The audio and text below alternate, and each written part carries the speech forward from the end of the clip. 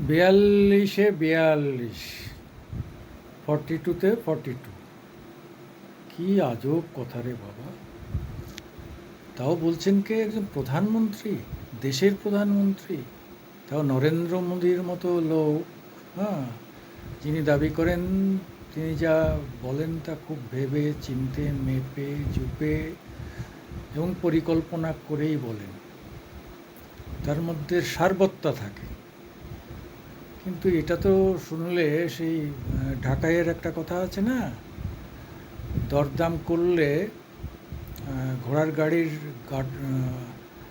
গাড়োয়ান বলতেন, বাবু ও কথা কইবেন না, ঘোড়ায় হাসবো, আমার ঘোড়া শূন্য হাসবো, মানে ঘোড়ায়ও হাসবে। তা আমাদের দেশের প্রধানমন্ত্রীর সম্পর্কে তো এই কথা আমরা বলতে পারি না। তবে তিনি যা বলেছেন সেটা খুবই হাসির ব্যাপার। এটা নিয়ে হয়তো তার দলের লোকেদেরও সংশয়ের কোনো কারণ দেখছি না। হ্যাঁ, কিছু সিট হয়তো তারা পাবে। গতবার 19 পেয়েছিল, আমি ধরে নিলাম তার থেকে 20টা পেতে পারে, আবার 15-16টাও পেতে পারে। আর পিছু হতেই পারে, কিন্তু তাদের দাবি থাকতেই পারে যে হ্যাঁ, তারা আগের থেকে বেশি পাবে। কিন্তু পুরো 42-এ 42। যদি ইদানিং কিছু ভিডিও টিডিও দেখি, তারাও মানে বলতে বলতে বলে ফেলে যে 42-এ 42টাই পেয়ে যেতে পারে বিজেপি, তৃণমূল একটাও পাবে না। এমনটা তো ইতিহাসে কোথাও হয়েছে বলে মনে হয় না। হ্যাঁ, হার জিত আছেই, কিন্তু সেই হার জিত তো এরকম নয়। মমতা 2011-তে যখন ক্ষমতায় এসছিলেন, তখন তার 294টার মধ্যে মাত্র 187টি মানে বিধায়ক ছিল, অর্থাৎ 110টির মতো বিধায়ক তার কম ছিল, মানে অন্য বিরোধীদের ছিল, মানে যারা হেরে গেল তাদের বামেদের মধ্যেই ছিল। ফলে ফলে এখানে মানে 294-এর মধ্যে 294 পেয়ে যাওয়া, এটা যেমন অসম্ভব, তেমনি এই যে 42-এ 42ও ততোধিক ততোধিক আশ্চর্যের ব্যাপার, এবং তা কখনোই ঘটবে না এবং ঘটে না।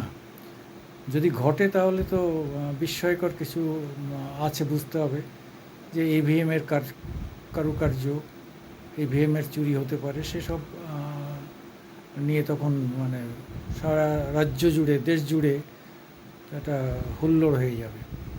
ফলে আমরা মানে প্রধানমন্ত্রীর মুখ দিয়ে এই কথাটা আমরা খুব একটা মানতে রাজি না বা পারলাম না। আমি ধরেই নিলাম, যদি ধরে নেওয়া যায় এখন 22টা আছে তৃণমূলের, ঠিক আছে, দুটো কম হতে পারে, 20টায়, মানে কথার কথা ধরে নিচ্ছি। বেশিও হতে পারে, আবার কমও হতে পারে। আমি ধরে নিলাম কম হলে কত, দুটো একটা কমবে। এখনও তারা মুখ্যমন্ত্রী, আমাদের শাসক দল, মুখ্যমন্ত্রী তাদের, প্রশাসন তাদের, সব কিছু তাদের, তারপরেও তাদের একদম জিরো করে দেবে, এটা হয় নাকি? এ ধরনের প্রলাপ বাক্য কেউ বিশ্বাস করবে না। তবুও তিনি এই যে আওয়াজটা তুললেন, আবার রাজ্যের শাসক দলকেও এটা খুব হালকাভাবে নিলে চলবে না। মনে করতে হবে যে আলটিমেটলি 1 যুগ 12 বছর কিন্তু চলে গেছে, প্রশাসনের তারা রয়েছেন। প্রশাসনে থাকা মানেই অ্যান্টি ইনকামবেন্সি ফ্যাক্টর, অর্থাৎ সরকার শাসক বিরোধী একটা হাওয়া তৈরি হয়। কারণ হচ্ছে যে 10.5 কোটি মানুষের, পশ্চিমবঙ্গের সবাইকে সন্তুষ্ট করা শিবেরও অসাধ্য, মানে ভগবানও পারবেন না, সেখানে মমতা কোন স্যার। সেই জায়গায় দাঁড়িয়ে লোকের চাওয়া পাওয়ার জায়গায় দাঁড়িয়ে অনেক ধরেই নিলাম অ্যান্টি ইনকামবেন্সি ফ্যাক্টর কাজ করবে। মমতা 67 থেকে 68 প্রকারভাবে বিভিন্ন জনহিতকর কাজ করছেন, মানুষের কাছে লক্ষ্মী ভাণ্ডার থেকে আরম্ভ করে স্বাস্থ্যসাথী সব কিছু পৌঁছে দেওয়ার চেষ্টা করছেন। তার ফলে আমাদের মনে হয় না মানুষ একদম বিস্ফোরকভাবে মমতা বিরোধী হয়ে গেছে। আমি তবুও তর্কের খাতিরে ধরে নিলাম যে দু একটা আসন কমলেও কমতে পারে, শাসক বিরোধী হওয়াটা হতে পারে। আর এটা যেহেতু মুখ্যমন্ত্রী গড়ার বা রাজ্যে শাসন ক্ষমতায় যাওয়ার কোনো ভোট নয়, এটা হচ্ছে কেন্দ্রের সরকার গড়ার ভোট। এবং মোদী সরকার যে আবার আসছেন এ ব্যাপারেও কোনো সন্দেহ নেই। সে 370 পান, 400 পান বা 300 পার করতে নাও পারেন, তবু সরকার বিজেপি গড়বে, কেন্দ্রীয় সরকার। এবার এপ্রিলের ভোটে সেটা পরিষ্কার, এটা প্রায় সবাই মেনে নিয়েছেন। খুব কম লোকেই বলছেন যে না, মোদি এবার 272 পাবে না। অর্থাৎ আমাদের দেশে যা ভোট তাদের 273টা পেলে সেটা হচ্ছে ম্যাজিক ফিগার, সেটা অতিক্রম করতে পারবে না, এরকম একটা কথা মানে কংগ্রেস এবং কংগ্রেস সমর্থিত যে সমস্ত মিডিয়া তারা বলছে।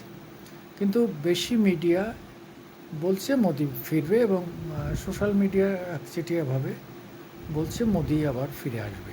এবং রাজনৈতিক নেতাদের সঙ্গে কথাবার্তা বলে মনে হয়েছে তারাও মনে করেন যে কেন্দ্রে মোদি ফিরছে। ফিরলেও এখানে পশ্চিমবঙ্গের তো কোনো কিছু যায় আসে না। ফলে কিছু মানুষ ভাবতেই পারে যেহেতু মমতা প্রধানমন্ত্রী হবেন না, ফলে মোদিকে কিছু ভোট দিয়ে দিই, তাতে তো আমাদের রাজ্যের কিছু হবে না, রাজ্যে দিদি থাকবে। আবার কেউ কেউ বলেন রাজ্যে দিদিকে চাই, কেন্দ্রে মোদিকে চাই, এরকম একটা দলে কথাও শোনা যায়। তারাও কিছু কিছু মানুষ আছেন, বহু ধরনের মানুষ, বহু টেস্ট, বহু ইন্টারেস্টের লোক আছেন, তারা এসব বলতে পারেন। সেদিক থেকে তা ভাবলে অনেক কিছু ঘটতে পারে। কিন্তু মোদিজি এরকম ওয়েটি মুখ্যমন্ত্রী, প্রধানমন্ত্রী, এরকম মানে ভারী প্রধানমন্ত্রী, যার কথার খুব ভার, এবং বলতে নেই দেশের বাইরেও তার দারুণ একটা গ্রহণযোগ্যতা তৈরি হয়েছে, যেটাকে স্বীকার করলে সত্যের অপলাপ হবে। ফলে হতে পারে এখন অ্যান্টি মোদি যারা, তারা বলতেই পারেন যে মোদি একটা ফালতু, তার 3 পয়সা দাম নেই, কিছু নেই, ভয়ঙ্কর খারাপ লোক, বলতেই পারে। কিন্তু জেনারেলি মানুষের যে পারসেপশন বা মানুষের যে ধারণা, তাতে তার দেশের বাইরেও একটা মর্যাদার জায়গা তৈরি হয়েছে, এবং সেটা আমাদের দেশেরও মর্যাদা বাড়িয়েছে, এ ব্যাপারেও কোনো সন্দেহ নেই। যাই হোক, সব মিলিয়ে কেন্দ্রে মোদি আসছেন ঠিকই আছে, কিন্তু রাজ্যে 42 তিনি কখনোই পাবেন না, এ ব্যাপারে নিশ্চিত থাকতে পারেন। তারপরে সিএ নিয়ে কিছু বলেননি, ফলে মতুয়াদের ভোট তিনি পাবেনই না। 86টা বিধানসভা এলাকায় মতুয়াদের প্রচুর ভোট আছে, ফলে তারা 30-35টা আসনে যথেষ্ট বেগ দেয় বিধানসভায়। লোকসভারও 4-5টা আসনে তো বেগ দেবেই। ফলে সেখানেও তারা মানে মনে হচ্ছে যে সেখানে মমতা কিছুটা অ্যাডভান্টেজ পাবেন। যারা সিএর মানে সিএ না বলাতে বা সিএ সম্পর্কে প্রধানমন্ত্রী কোনো মন্তব্য করেননি বলেই তারা এতটা ক্ষুব্ধ যে তারাও অনেকে বিশ্বাস হারিয়ে মমতাকেই ভোট দিতে পারেন। এরকমটাও শোনা যাচ্ছে, এটাও অবাক হওয়ার কিছু নেই। তাহলে তো আরও খারাপ জায়গায় পৌঁছে যাবে বিজেপির রেজাল্ট। আমি ধরে নিলাম এতে কোনো কিছুতেই হবে না, সবটাই মোদির পক্ষেও যদি যায়, তাও তারা 18টা আছে, 20টার বেশি, মানে 22টাও পাবে না, সেটা মনে হয়। কারণ হচ্ছে এটা ঠিক 22টার বেশি পেলে তো তোরা বলবে যে এই মমতা পদত্যাগ করো, তোমার জনসমর্থন হারিয়ে ফেলেছে। কাজেই এখানকার জনগণ যারা মমতাকে চান, বিশেষত মেয়েরা যারা লক্ষ্মীর ভাণ্ডার পান, বয়স্ক মেয়েরা তো মমতার নামে এখনও তারা অজ্ঞান। অর্থাৎ মমতাকে তারা এত স্নেহ করেন, বয়স্ক মহিলাদের সঙ্গে কথা বললেই বোঝা যায় যে তারা চান মমতা যেন এই রাজ্যে মুখ্যমন্ত্রী হিসাবেই থাকেন, তারা আর কাউকে চেনেনও না, জানেনও না। ফলে একদম হাওয়ায় উড়িয়ে দিয়ে 42 এটা অলীক কল্পনা, এটা ভেবে কোনো লাভ নেই। মোদি সাহেব এতে তার ক্রেডিট বা তার টিআরপি বাড়বে বলে আমার মনে হয় না, বরং টিআরপি তার কমবে। দেখা যাক তিনি আরও কী কী বলেন। তার উন্নয়ন নিয়ে কথাবার্তার সঙ্গে আমরা আছি। হ্যাঁ, উন্নয়নের যে প্রস্তাবগুলো রেখেছেন আমরা সেটা আশা করি ভালো হবে। উন্নয়ন চাই, বাংলার উন্নয়ন যেই করবেন তাকে ওয়েলকাম। কিন্তু ভোটের রেজাল্ট সম্পর্কে তার সঙ্গে আমরা সহমত পোষণ করতে পারছি না। মানে আমরা যদি নিরপেক্ষভাবেই ভাবি, আমরা একজন সাংবাদিক হিসেবে নিরপেক্ষভাবেও ভাবি, আমরা যে অ্যানালিসিস আমরা তো করছি, আমরা কথাবার্তা বলছি, বিভিন্ন জেলায় মানুষের সঙ্গে কথাবার্তা বলছি, তাতে এখনও তৃণমূলের এত খারাপ দশা হয়নি যে তারা অর্ধেকেরও কম সিট পাবে, আমার অন্তত মনে হয়েছে। দেখা যাক, এখনও 2 মাস সময় রয়েছে, এর মধ্যে আরও কী কী ডেভেলপমেন্ট হয়। মমতার পক্ষে যায় না মমতার বিপক্ষে যায়। সন্দেশখালিটা তো অনেকটাই ক্ষতি করেছে, তা নাহলে আমরা ডেটেই বলতে পারতাম যে মমতা 22টা তো রাখবেনই, 25টা থেকে 30টাও পেতে পারেন। কিন্তু যে যাই বলুন না কেন, সন্দেশখালি কিন্তু ডুবিয়েছে, এ ব্যাপারে কোনো সন্দেহ নেই। মহিলাদের মধ্যে একটা ভয়ঙ্কর প্রতিক্রিয়া সৃষ্টি হয়েছে শাহজাহানের জন্যে। শাহজাহান তো গ্যারেজ হলো, দলের থেকেও বাদ গেল, কিন্তু সে যা ক্ষতি করার করে দিয়ে গেল। এই ক্ষতিটা কিভাবে ম্যানেজ করেন দিদিকে আপ্রাণ চেষ্টা করতে হবে, অভিষেককেও আপ্রাণ ছুটে বেড়াতে হবে। তার মাঝে আবার কুণালের এই একটা সমস্যা মাঝখানে এসে গেল। কুণাল বনাম সুদীপ বন্দ্যোপাধ্যায়ের যে এই যে লড়াইটা, এই লড়াইটাও স্বাস্থ্যকর নয়। এটাও খুব বিরোধীদের কাছে খুব মুখরোচক মনে হচ্ছে, এবং মিডিয়া তো এটাকে সাংঘাতিকভাবে কাজ করেছে। তবে আজকে মিছিলে হেঁটে কুণাল বুঝিয়ে দিয়েছে সে দলের মধ্যেই আছে, যা করার দলের মধ্যে করবেন। অর্থাৎ দলের মধ্যে তাদের কথা শোনার কেউ নেই, এটা জন্যেই তাকে বাইরে বলতে হয়েছে, এরকম একটা ভাব তিনি করছেন। অথচ তিনি তো অভিষেকের ভীষণ কাছের লোক। তাহলে তার যদি এই দুরবস্থা হয়, তাহলে তো ধরে নিতে হবে যে অভিষেক এবং মুখ্যমন্ত্রীর সঙ্গে তো প্রায় সাধারণ মানুষের কোনো যোগাযোগই নেই। কিছু পেটোয়া বুদ্ধিজীবী আর কিছু পেটোয়া সাংবাদিক তার চারপাশে পাক খেয়ে বেড়ায়, এটা বলে অনেকেই, বিরোধীরা অনেকেই এসব বলেন। সেটাই কি সত্যি হয়ে যাবে?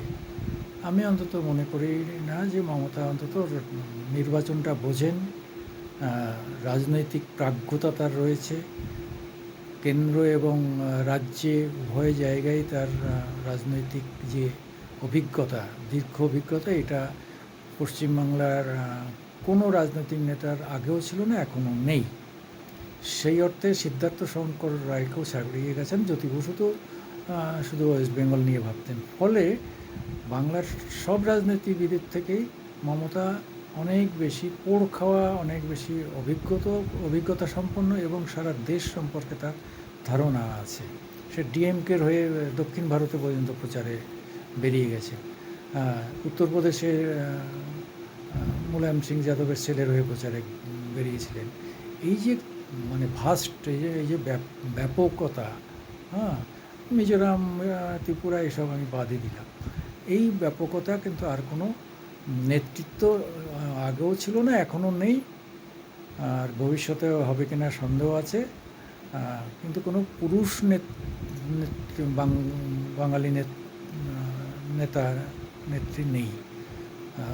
যদিও আমরা বলতে পারি রাষ্ট্রপতি হয়েছিলেন প্রণব মুখার্জি, সেইটাই যে আমাদের বাঙালির সেরা গর্ব। হলেও রাষ্ট্রপতি হিসাবে তিনি হলেও মমতার মতো এরকম মানুষে তার যে লড়াই বা যে জনপ্রিয়তা, সেটা কোনো দিনই প্রণববাবু ছিলেন না। প্রণববাবু সবসময় কংগ্রেসের একদম কেন্দ্রে ছিলেন, এবং কংগ্রেসের দ্বারাই প্রভাবিত, কংগ্রেসের কাছ থেকে তিনি পুরস্কার পেয়ে এত বড় হয়েছেন। ফলে আমরা আশা করব। এবার লোকসভা নির্বাচন খুব জমে যাবে পশ্চিমবঙ্গে। নমস্কার।